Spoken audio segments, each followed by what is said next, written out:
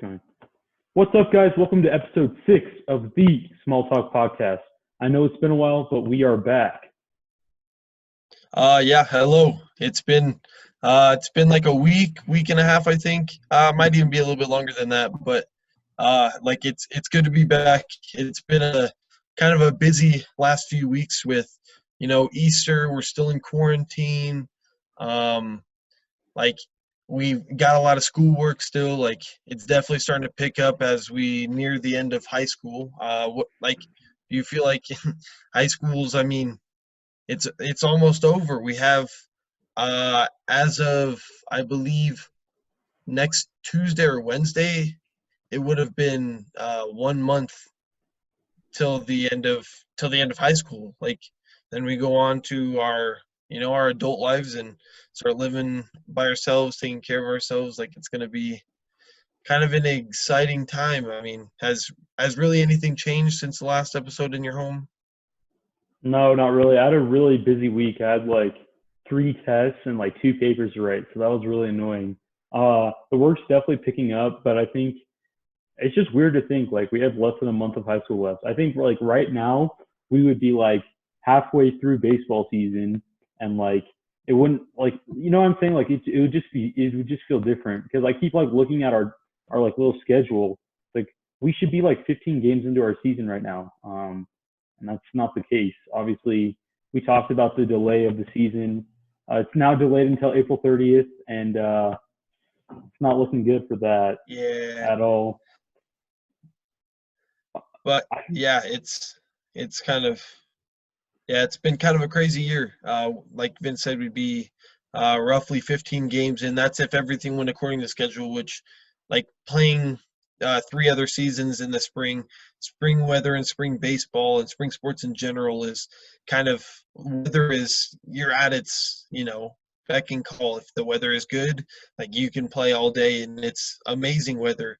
The wind is kind of a big issue just because there's a lot of like temperature changes, so it goes from being really hot to really cold and then back to really hot, so kind of those mixture of I guess like air temperatures kind of makes the wind pick up and it can get kind of annoying. But overall, like the weather is usually really nice in the spring, but as we saw on Easter, it can also still snow, and this is kind of like a crazy weather time. But yeah, we'd be pretty yeah, far into our schedule, and we'd be hopefully looking pretty good for the state uh, championship. We're getting a good seed. Maybe we could even host because I know we've gotten kind of snubbed out of a few like hosting positions. I know that I want to say last year around this time we were number one in 3A baseball in Colorado. So that was yeah. super exciting. Obviously, the season didn't go as planned. We didn't win state. We didn't make it to the Elite Eight. We lost to Eaton at Eaton. Eaton eventually went on and did well in the rest of the tournament. But yeah, hmm it was kind of a season. Yeah, you still there?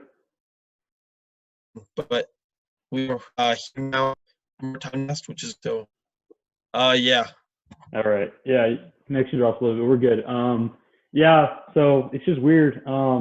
Speaking of Easter, like, what did you do? Because obviously, like, this is like the most unique slash weird Easter ever, kind of.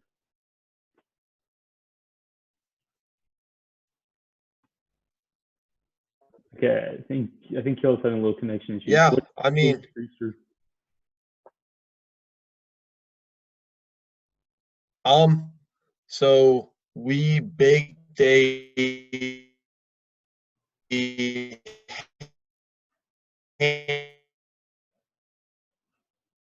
ham. We made Uh, mashed potatoes. We kind of, did some of the normal. Here, hold on. it's a struggle for connection right now, guys. He's having some internet connection issues. But yeah, so just kind of like usual meal kind of thing. Is it better now? Yeah, yeah, sounds a lot better. Yeah. So you just kind of had a meal, like what else? Okay. It, I've been playing a lot of video games personally. I know that, but like we've just kind of hung out. We watched some movies together as a family. We ate dinner. We kind of talked. I think we Zoom called a few of our family members just to kind of see how they were doing. But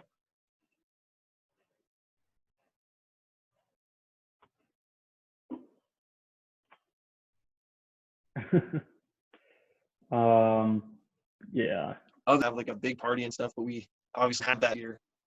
yeah. Yeah. I mean, what did you do for Easter? Like, Yeah, kind of the same. We had like a nice like breakfast in the morning.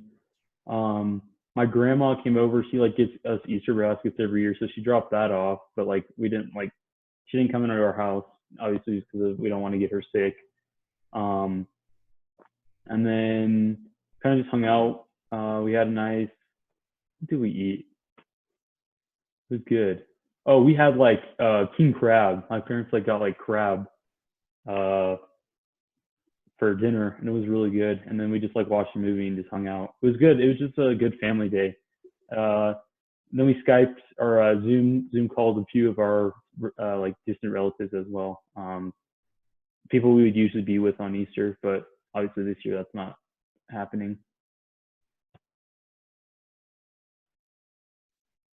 So I think now we wanted to talk about last night. Something really cool happened at the WNBA draft. I don't follow the WNBA too much, but they did something really cool. Basically, in January when Kobe died in the helicopter crash, his daughter Gigi died with him, and then two of her teammates as well. Um, so the WNBA made Gigi, I think the other girls' names were Alyssa and Peyton.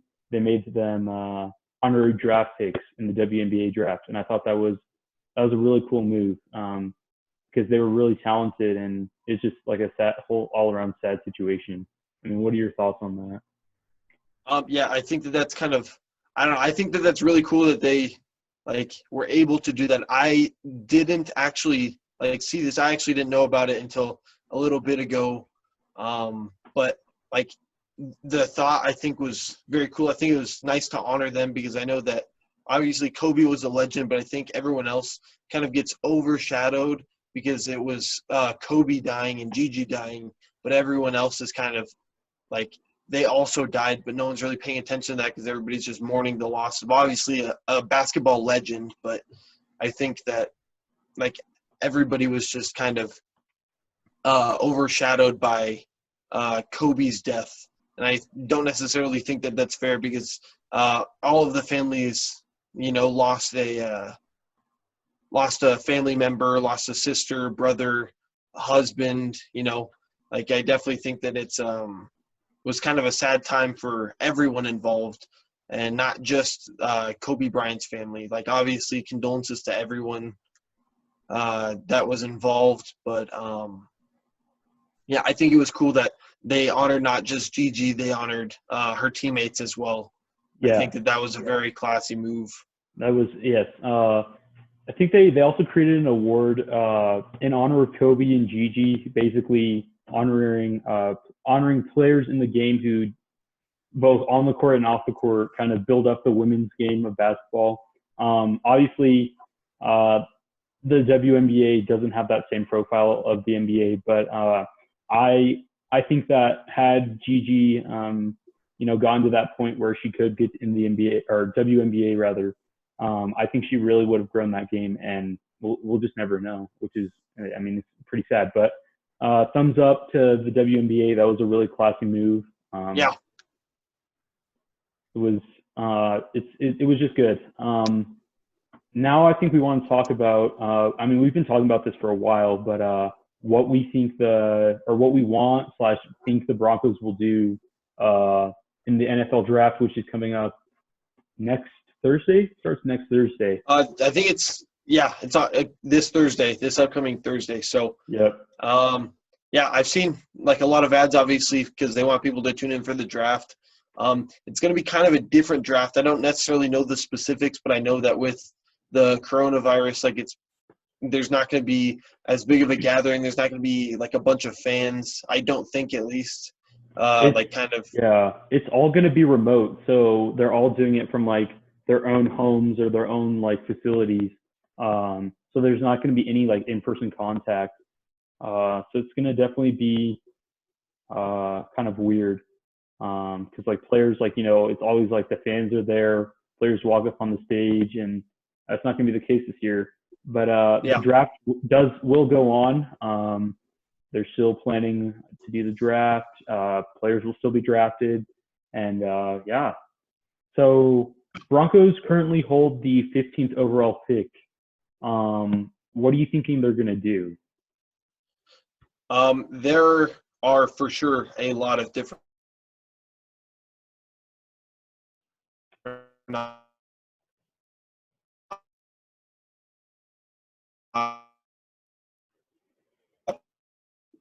Caleb's connection is having some trouble. That they could take different. A lot of different Can options. you hear me? Yeah, it's good now. Okay. Yeah, they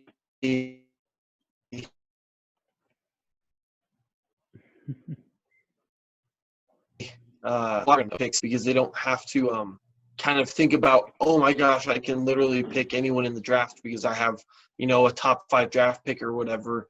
Because I think it can get kind of overwhelming, and you go more with the hype rather than people who stand out on film. Some specific players, I think, obviously we need wide receivers, so someone like CeeDee Lamb, Henry Ruggs, someone like that would be a pretty good, I would say, pretty solid pick at the 15th spot. But obviously, not going with the hype and kind of picking the best player available in a position of need is probably going to be the best way to go about it. So whether that's trading up to maybe get a guy like Andrew Thomas, Tristan Wirfs, someone on the offensive line, because I know that they're probably going to go pretty high, and they're both highly respected athletes. Or maybe even trading back to get some other guys. Like you could maybe try and pick up a cornerback. I know that there's a decent amount of cornerbacks in this draft. Or even trading up to get an inside linebacker like Kenneth Murray. Kenneth Murray is obviously not a huge inside linebacker, but he's extremely fast, very athletic. He can play the pass and the run, which is very good. And I believe that he'd be a good 3-down linebacker.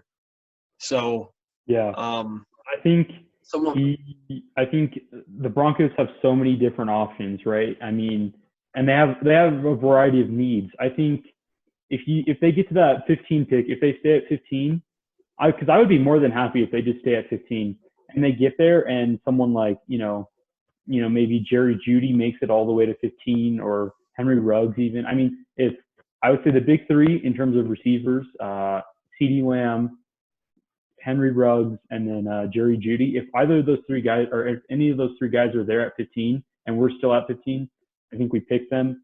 If not, I think we could go for someone like Justin Jefferson, or draft a cornerback early in that round, and then in the second round go for someone like Laviska Shenault from Colorado. I mean, he has some injury concerns, but he's a pure athlete. So the thing is, this wide receiver class is very deep. So they don't need to. The Broncos definitely don't need to force anything. If they don't want to. I mean, if they want to go out there and say, hey, we're going to get CeeDee Lamb and we're going to trade up, we have the draft capital to do so. The question is, do they want to give up that draft capital? Because the thing with the draft is you get the flashy names in the early rounds. The first, second, even third rounds, you get those guys who, could come in and start right away. But those later rounds, 4th, 5th, 6th, even 7th, I mean, that's when you really get your depth. You get the core, the guys in the trenches, the defensive linemen, someone who can maybe be on the practice squad and get pulled up. Because obviously it's a 53-man roster. It's not just the 2 or 3 guys you pick in the first 2 or 3 rounds. So they have to be smart about that. But I would love to see them pick up Ruggs. I mean, he's a burner. I think the big thing is the Broncos need a burner to complement Cortland Sutton. And that's just because the more weapons you can give Drew Lock, the more his development is just going to be aided by that. So I think a burner outside. Henry Ruggs, he's a speed demon. Jerry Jeudy, CeeDee Lamb. I mean, all three of those guys are great options. Justin Jefferson as well. So just so many different options. They could draft a lineman or offensive lineman, like you said. And really, I don't know what they're going to do. Yeah. Yeah. I think that there's a lot of like different ways that you can look at this, because obviously, like, I think one positive that's kind of coming out of all our different needs is there's a lot of depth in the draft at our position of needs. So I think that there's a lot of different players that we could pick that I don't necessarily think would be, bad picks.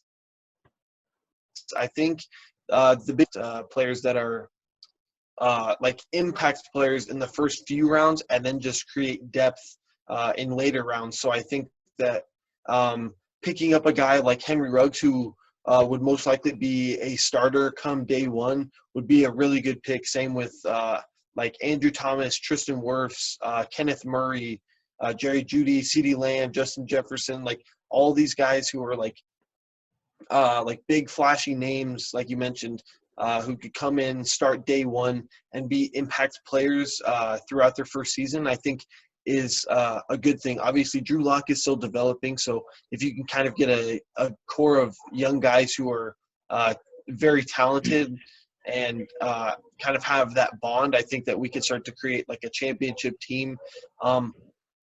But I think the way that I would kind of go about this draft is we just signed Melvin Gordon. And I think that trying to find a way to help Melvin Gordon be successful as possible is, I think, the best way to go about it. So I think moving up to draft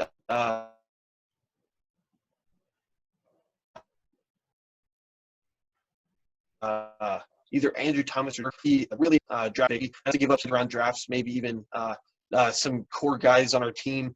But I think that the upside of those two guys would be immense. I know that we have a few third-round picks, so if we were able to give one of those up, could do that for maybe, let's say, a third-round pick and one of the young guys on our squad. I don't know. Royce Freeman, maybe. Royce Freeman could be in one of those trades because we just exactly they would Gordon. Be guys who recently drafted.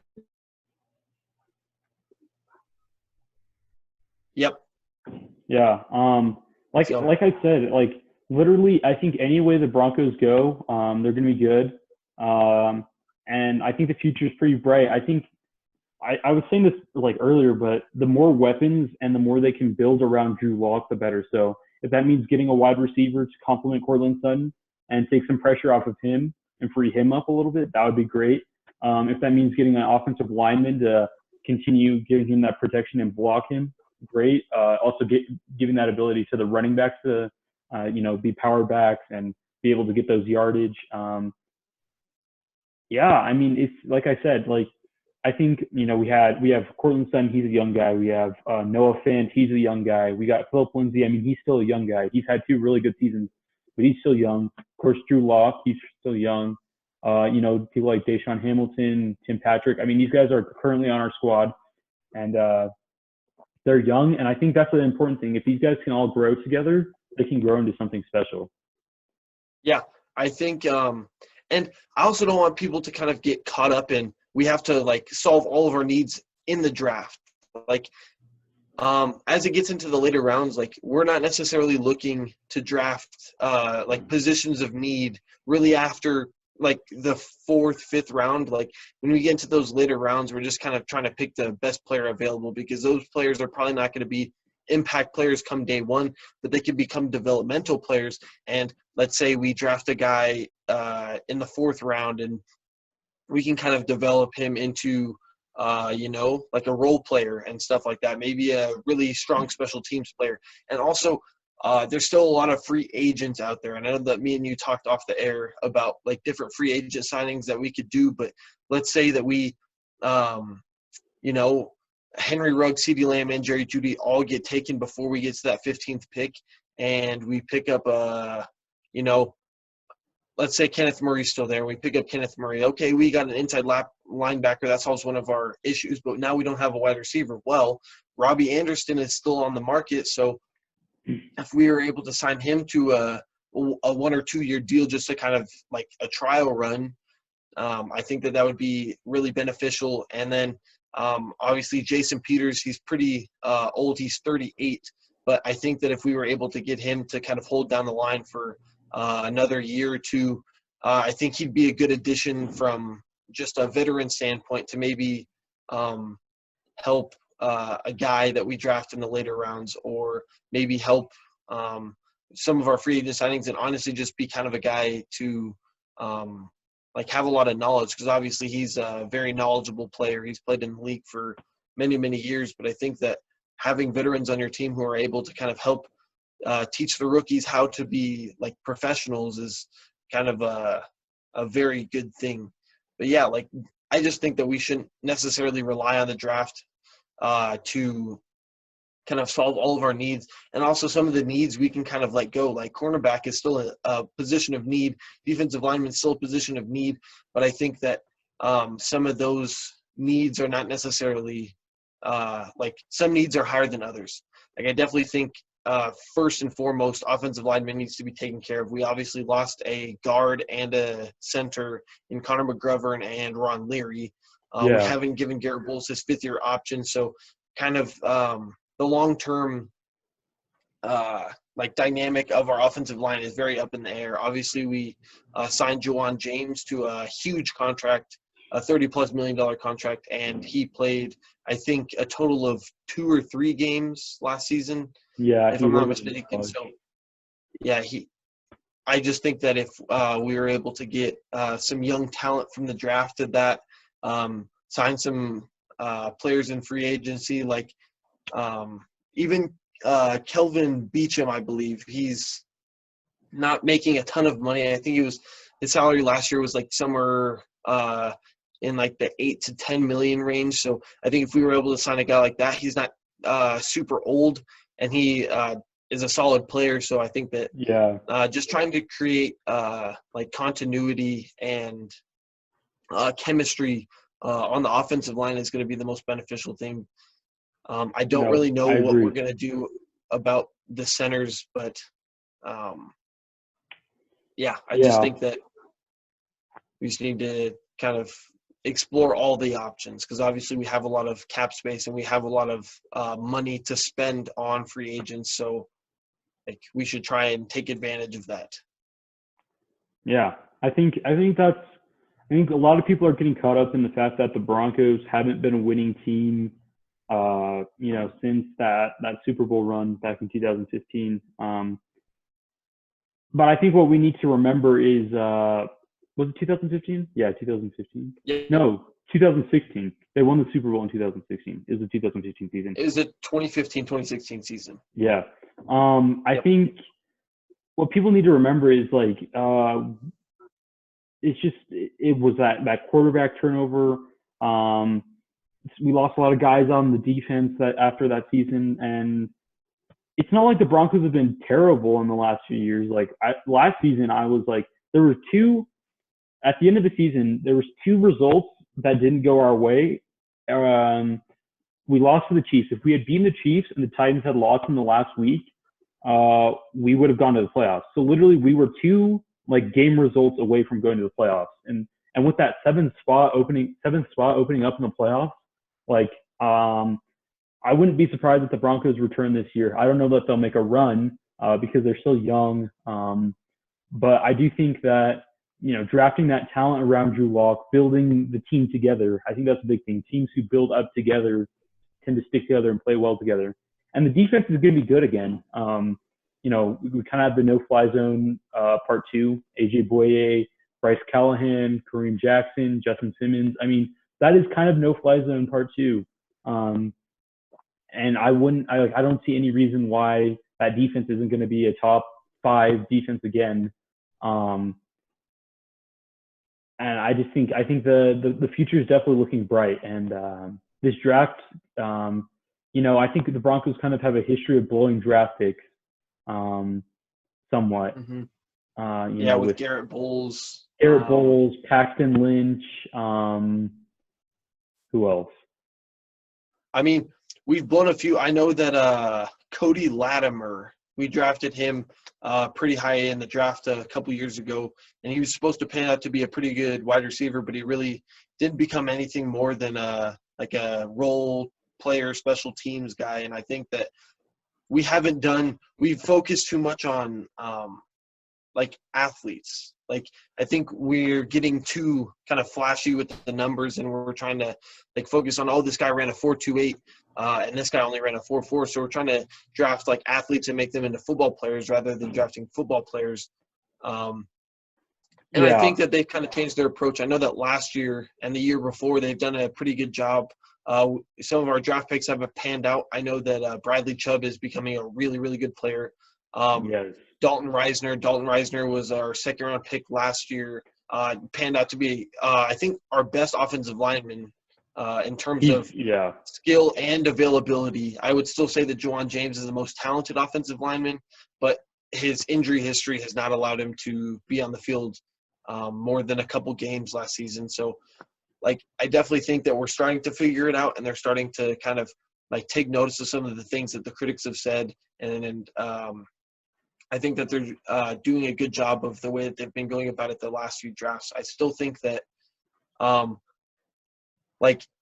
drafting a guy like Henry Ruggs, he ran a 4.28. That's extremely fast. But if you compare that to a 4.40 in actual feet, it's not more than 2 yards. And I'm not saying that 2 yards isn't a big deal, because obviously 2 yards of separation could mean the difference between a touchdown and an interception.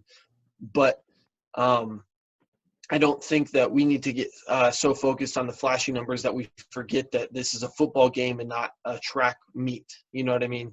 Yeah. So I think that's why I lean towards more of a guy like Jerry Jeudy. And I think that, honestly, if we were going to go for a wide receiver, I think Jerry Jeudy or CeeDee Lamb is going to be a better pick than Henry Ruggs, just because I don't know if Henry Ruggs is as polished of a football player as a guy like Jerry Jeudy, CeeDee Lamb, or even Justin Jefferson, because he's kind of only had to rely on his speed and not really, I guess, have to rely on many other parts of his game, which I think as he starts to get older and slows down might be an issue.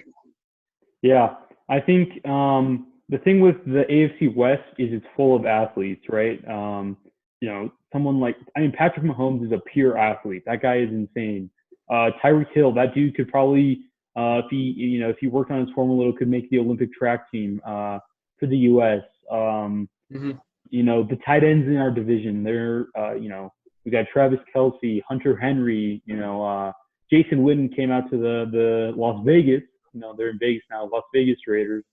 But I think we have to draft athleticism. But really, I mean, if you make it to the point where you feel confident enough to enter the NFL draft, you're going to be an athlete. The question is, are you just an athlete or are you a football player?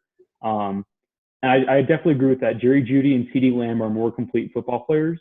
The question about Henry Ruggs, and I think if he's there, I mean, it's still probably a good idea to draft him. The question is, is he going to be able to hold up?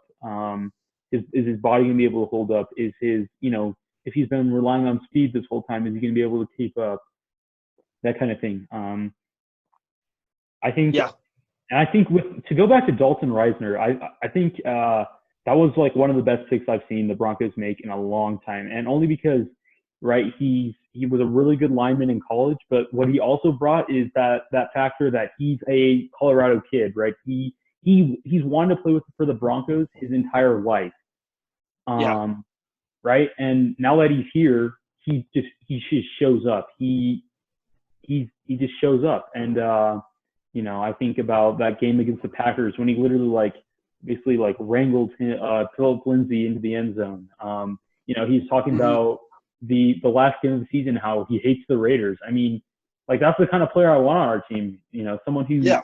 bleeds orange and blue, hates the Raiders, wants to win the division, wants to win championships, wants to be here. And I think, Drew Lock's really embracing the city, so I'm excited about that. And I think, like I said, just those young players building together is going to be huge for the team. I think Vic Fangio, he's gonna, he's getting into that head coaching role. I think last year he fumbled at points just because he was new, but I think this year it's his second year as a head coach. That's going to be good. Bringing Pat Shurmur for Sure. offensive for offensive coordinator. I think he was a really good coordinator with the Vikings. Not a great head coach with the Giants, but now he's back in a coordinator role, and I'm looking forward to this season, man. Like more than any Mhm. season in a while, I'm looking forward to this. Those last 2 games of the season, like the last 5 that Drew Lock started, really impressive. The young talent, really impressive. The defense, once again, really impressive. And so if this draft goes well, and if it goes the way we think it is, getting those flashy impact players in the beginning and building up depth in the later rounds, I mean, there's no telling where this team's going to be in the next 3 to 4 years. Yeah, and I think that it's I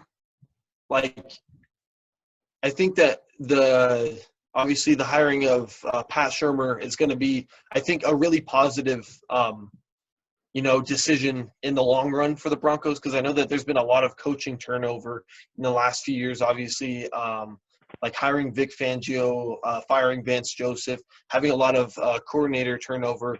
I think that if we can start to kind of stick with Pat Shurmur and kind of grow a relationship between Pat Shurmur and Drew Lock and some of the other key offensive players, I think that's going to be really positive for the offense in general, because the last few years we haven't had a very high-powered offense. We haven't scored very many touchdowns. There's been a lot of turnovers and a lot of kind of failed drives. Mm-hmm. And I'm not saying that just hiring Pat Shurmur is going to be enough. Obviously, we're going to have to kind of draft some weapons, sign some weapons, and kind of get the offense more talented. But I think kind of getting Drew Lock to make a connection with some of his coaches is going to be really positive for his development, but also for the team, because obviously Drew Lock's going to be the leader of that offense, whether people think he's ready or not. So I think that if we can stick with Pat Shurmur and kind of have them develop a relationship, it's going to be really good. I heard a stat that Drew Lock has had 6 offensive coordinators throughout his college and NFL career. So I think that that's kind of taxing, because it's not necessarily that the game is changing, but a lot of the language is changing, and it's hard to learn an NFL playbook to begin with. But when you're constantly having to restart, you can never build on the year before. So I think it's going to be a positive thing if he's able to kind of build a connection. Plus, Pat Shurmur runs a spread offense, which is similar to a college-style offense, which is similar to the style of offense that Drew Lock played in.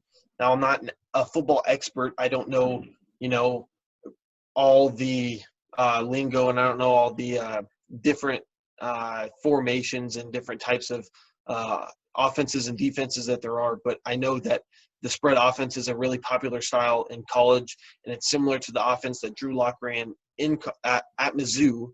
And so I think kind of being able to do that is going to be nice.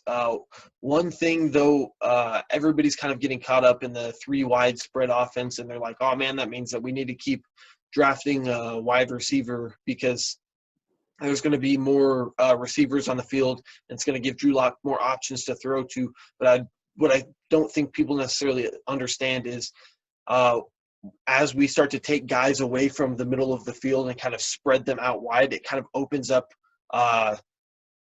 the middle of the field to blitzes and guys off the edge, because obviously if you have 3-4 defense and you have 2 outside linebackers, it's going to be a 5-on-5 if they rush the outside linebackers. So then everybody on the offensive line is going to be on an island, which means that Drew Lock's going to have to figure out ways to get rid of the ball quickly. And I think that guys like Garrett Bowles are going to struggle if they face a guy like Jadeveon Clowney or Joey Bosa or someone like that on the edge who can come off the ball really fast and are able to like either just completely run you over or use some finesse moves to kind of get around you. I think that it's going to be tough, and that's why I think that putting more emphasis on the offensive line is going to be extremely beneficial for the offense in a different way than just drafting a wide receiver, because obviously we can pick guys up in the later rounds. There's a lot of wide receivers that we can sign. There's a ton of free agents still out there. But I think that there's not as much talent at the offensive tackle position, especially on our team right now, to be able to supplement a lot of three wide techniques and stuff like that, because I think that it would just be very hard, and I think there's going to see a lot more holding penalties, not just from guys like Garrett Bowles as they start to get kind of overrun by fresh defensive line bodies. Yeah, I totally agree with that. I think the line should be a priority from both in the draft and then in the remaining portion of free agency. I think like just the more time they can give Drew Lock and the more time they can just kind of adjust together, I think that's going to be better. Yeah, I think like I said, plenty of options for the Broncos. I'm not sure which way it's going to go. We will post a reaction to what happened in the draft, both from a Broncos perspective and then from a broader NFL perspective. Honestly, I think someone like Joe Burrow is going to go first overall, then Chase Young, and then from there, the top 10 is going to be kind of weird. Usually the mock drafts have it pretty straightforward, like what's going to happen. But I've seen a lot of different ones. So really, I think the Broncos are either going to go trade up and get a wide receiver, stay back and get a wide receiver, trade back and get a wide receiver or a cornerback, stay where they are and get a linebacker or a corner, or trade up to get a tackle, trade back to get an offensive tackle. The point is, like, the Broncos can go up and get talent, they can go back and get talent, or they can stay put and get talent. And I think no matter what they do, just got to be smart about it. If there's, I think, we need to avoid those guys who might have some kind of red flag associated with them and not give in to the hype of players. I think, someone like Paxton Lynch a few years ago, he was supposed to be the savior of our franchise, and he didn't pan out. And I think that's because they looked at his stats and they were like, oh man, this guy's so good. But you have to remember, like, these guys aren't like guys in the SEC. Every one of those quarterbacks face top tier competition each and every week, pretty much. And American Athletic, there's good teams, but they're not top tier. They're not those Power 5 teams. And so I think that's my problem is, like, you can't get too caught up in like college stats, because the competition isn't the same across each conference. Yeah, and I think that I think people have to remember that these players are people, and they're not just I think a lot of times because it's such an honor to be drafted and reach the NFL or any professional sport in general. I think that people kind of forget that these are still people. So they still have like human traits. Like some of them are still lazy. Some of them are still crazy hard workers and stuff like that. And I think that with like a guy like Paxton Lynch, I don't think that he was necessarily like I don't want to say he's not a hard worker, because obviously he had to work hard to get to the position that he's in, but I don't think that he wanted it as badly as some of the other guys who were drafted in his class. Like, I think that people kind of forget that they still have human traits and human qualities, and that there are a lot of like red flags. Like, we've seen a lot of different things happen with Antonio Brown, one of the most talented football players in my lifetime for sure, but there was just a lot of like personality traits that weren't there, and a lot of red flags in his character that he could have all the talent in the world, but he, like, if you can't like control yourself and be able to kind of I guess like really just put your head down and work and kind of do what you're asked to do, I don't think that you're necessarily going to create a championship franchise. And I think that like people have to understand that maybe they didn't draft the most talented player or the most athletic player, but they see things that we don't. We don't always spend hours and hours watching the film. We don't have the chance to interact with a lot of these draft picks, and we don't have the chance to kind of understand where they're coming from and the kind of like thoughts that are going through their head. We just kind of look at them from an objective standpoint based on the numbers, and we have to realize that there are human traits to this. And some people just aren't cut out to be in the NFL. Obviously I wasn't, but there's just a lot of people who have a lot of like athletic ability, but they don't necessarily have the mental abilities to go along with their talent. Yeah, I mean, that's one of the big things about the draft is, and they do those, pre-draft visits with these guys. They want to know what makes them tick. They want to know, how they treat people. Are they good to their girlfriends, their wives? Are they good to their coaches? Are they good to their teammates? Yeah. Are they, good to the people, their professors in college? Are they good to, the athletics training staff? Like all these things, because if you do that at the college level and you get drafted in the NFL to the NFL, you're going to do that at the next level. You're not going to be a great team guy. And I think that's why they do those pre-draft visits. And the one thing I'm really worried about with this like whole virtual draft scenario is they can't have in-person meetings with these guys, right? So, they're FaceTiming these guys, they're doing Zoom, Skype calls with them. But like, I feel like you have to have an in-person interaction with these guys to really know like what's going on. And so that's one of my concerns with this draft. But I think, we at least we have the tech now that we can still have a draft. Yeah. I think it's definitely going to be cool to watch because you're going to see players surrounded by, their families a lot more. They're not going to necessarily just be there on draft night. The first round draft picks are going to be at home. They're going to be with their parents, their siblings, people who live with them, obviously. And I think that's going to be really cool to see because we don't always see that with first round draft picks because they're at the draft and, not sitting at home surrounded by their family. So I think that's going to be cool to watch. Yeah. Overall, I think that there's a lot of different ways that the Broncos can go about this. And like our opinions are just our opinions. We're not experts. We've never played in the NFL. We never played in college. I only played 1 year in high school. Like, we're not experts by any means. So take what we say with a grain of salt and obviously like do your own research. We've done a limited amount of research and in preparation for videos like this, but also like just to kind of figure out like different things that are happening. Because obviously I'm interested, Vince is interested in kind of what's happening in the NFL. It's football is probably one of my favorite professional sports to watch and kind of follow and pay attention to. And I know it is for a lot of people. So like everybody has their own opinions. So like I said, take ours with a grain of salt. We're not experts. We don't know everything. We don't really know hardly anything. We're just kind of trying to present you guys with some of the things that we kind of may think and some hot takes. Like, I don't know, Vince, like, do you have a hot take that you want to give out really quickly before the draft starts? Who do you think we're picking? I honestly think, like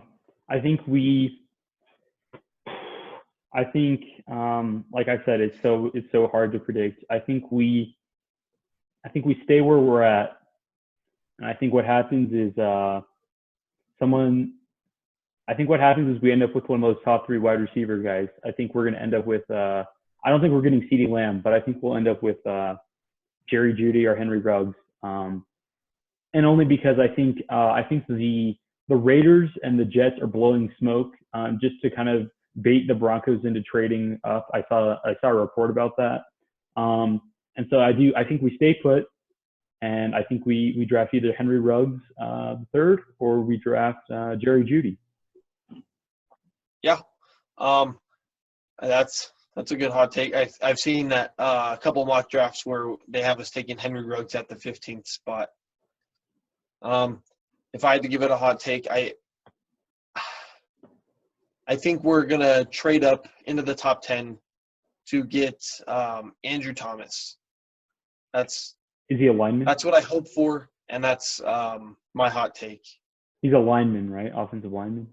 Yep, he's an offensive tackle. I believe a left tackle, which is obviously a position of need since we haven't given Garrett Bowles his fifth-year option, and I don't think that we're going to make any attempt to re-sign him. So it'd be nice. As well. Andrew Thomas and Dalton Reisner both holding down Drew Lock's, I guess, holding down the offensive line in general, but also to have Drew Lock's back. Yeah. I agree. I mean, both, like we said, either way can go. That's a good hot take as well. I mean, I don't have anything else about the draft. Do you? No, I think, like I said, don't count on. I don't think we should count on the draft to solve all of our positions of need, and I don't think that they think that either. Obviously, there's still a lot of good free agents out there. Like I know Ndamukong Suh's still out there. We could have the ability to sign him because I know defensive lineman is still a position of need. Ndamukong Suh would be a good signing. Robbie Anderson, Rashad Perryman are good wide receiver signings. We have a lot of money to throw around. I believe we still have I think we're in the top 10 for cap space. At one point we had 80 million, but we've made a couple signings, and I don't know how it kind of panned out after those. But we have a lot of money to kind of work with, and if we wanted to sign some guys around, we could move a lot around. And I know that restructuring the Joe Flacco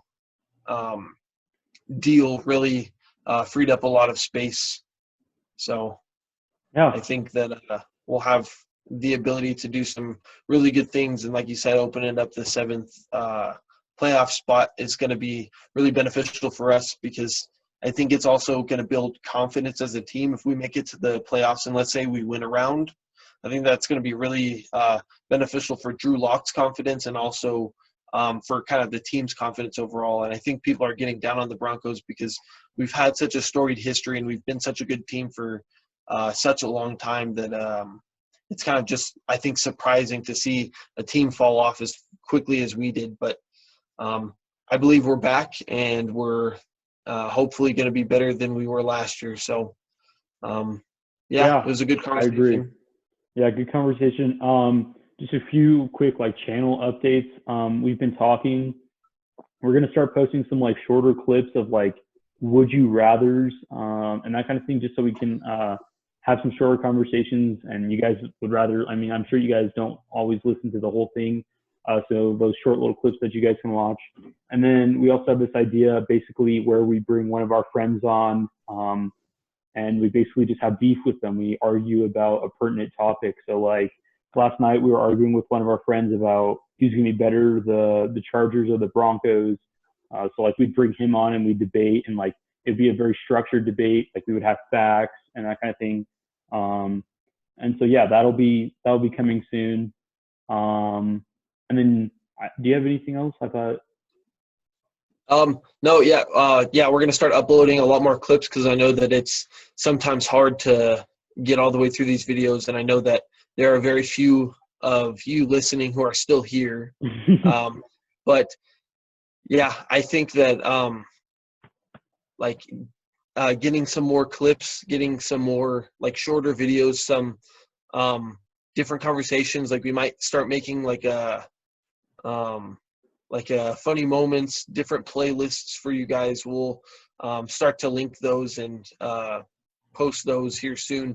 But if you guys have any thoughts on those, if you think the beef idea is good, if you think that the would you rather questions are going to be good, just let us know. And then also start to send us some would you rather questions that you would like to hear us talk about, or different topics that you'd like us to debate, because obviously we're looking for ways to expand the channel beyond just our normal sports conversations and conversations about different things in general. So go ahead and drop all those in the comments below. We thank you guys for continuing to listen through the entirety of the podcast, and we hope that you guys subscribe and tune in for some of our other videos by clicking that notification bell so you get notified every time that we post a video. Thank you guys for listening to the entire video. Make sure you drop a like, subscribe. We will be with you guys in the next few days with some more videos and clips. So be on the lookout for those. And yeah. Yeah, we'll see you guys next time. As always, thanks for watching, and peace. Adios.